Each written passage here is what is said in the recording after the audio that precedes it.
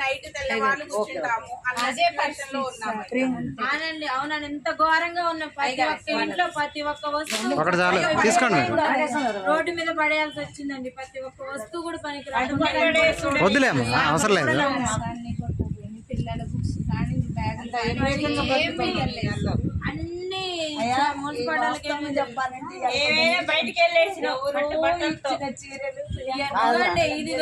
చీరే కాదు చీరలే కట్టుకోండి. జరిగి 10 రోజులు అయింది. ఇప్పుడు కూడా ఇంకా తీరుకోలేదు. కానీ ఇదే నేను మొదటి రోజు రెండో రోజు వస్తే వీళ్ళని చూడడానికి నేను కూడా రాలేకపోయేవాళ్ళు. ఇక్కడ చూడడానికి కూడా రాలేకపోయింది. చూస్తుంటే జనాలు మనం ఏదైనా వీళ్ళకి చేయొచ్చు. ముందు చిన్న చిన్నవి చేద్దాం.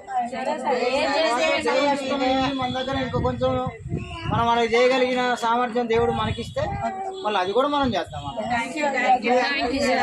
తరఫున మేము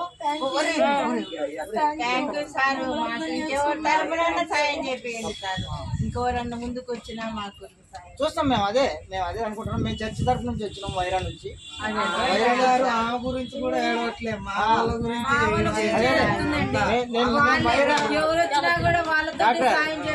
వైరా చర్చ్ ఆపరేషన్ మిషన్ తరఫున మేము మొన్న అటు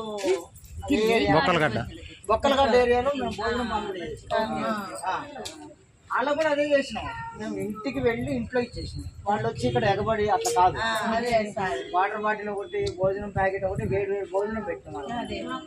ఇప్పుడు ఏంటంటే నా కాన్సెప్ట్ ఏంటంటే మీ అందరు ఇబ్బంది పడేవాళ్ళు కొంతమంది బయటికి పోయి మనం తెచ్చుకోవాలా, వాళ్ళ దగ్గర మనం చేయాల్సి ఎట్లా ఒక లోపల భావన ఫీలింగ్ ఉన్నోళ్ళు చాలా మంది ఉంటారు. అందుకోసం మేమేమనుకున్నామంటే ఇంటికి పోయి మనం ఇచ్చాం.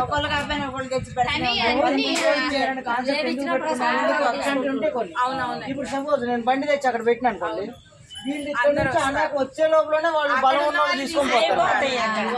కాబట్టి వీళ్ళకి అందదు. అందుకోసం మేమేం చేస్తాం, ఇంటికి వెళ్ళేది దారి కూడా లేదు.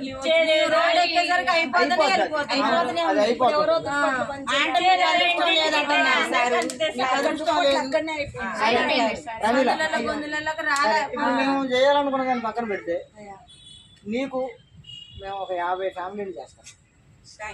ఎవరైనా మేము బజార్ వస్తాం, నువ్వు ఇంకోటి ఉన్నావుగా అక్కడికి పోదాం, 50 ఫ్యామిలీస్ చేద్దాం. వాళ్ళందరికీ మనం మీ తరఫున మేము చాలా ఏరియాలు చేద్దామని అనుకున్నాం. సరే ఇక్కడ ఈ ఏరియా మీ ద్వారా 50 కుటుంబాలు చేద్దాం. ఈ ఏరియా మాత్రం అన్ని కుటుంబాలు చేద్దాం. ఈ ఏరియా మాత్రం బాగా ఎఫెక్ట్ అయినటువంటి ఏరియా మొత్తం అన్ని కుటుంబాలకు చేద్దాం. ఎక్కువ ఉన్న చేద్దాం.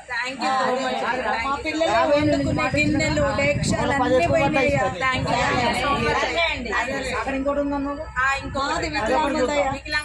వండుకునే గిన్నెలు, బట్టలు, మా పిల్లలు దుప్పట్లు అన్ని పోయినాయి.